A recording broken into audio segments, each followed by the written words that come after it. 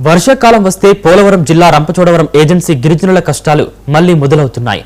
మారేడుమిల్లి మండలం కచ్చెలవాడ గ్రామానికి రాకపోకలకు కొండవాగు అడ్డంకిగా మారింది. వంతెన లేకపోవడంతో చిన్నారుల నుంచి వృద్ధుల వరకు ప్రాణాలను పరంగా పెట్టి వాగు దాటాల్సిన పరిస్థితి నెలకొంది.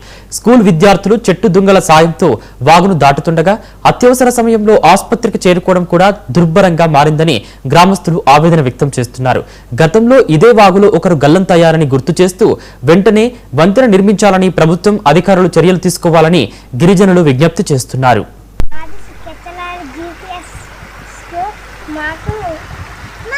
బడికి వెళ్ళాలన్నా ఇబ్బంది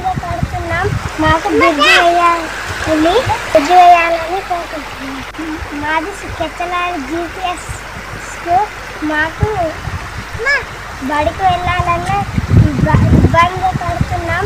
మాకు బుద్ధి వేయాలని కోరుకుంటున్నాం.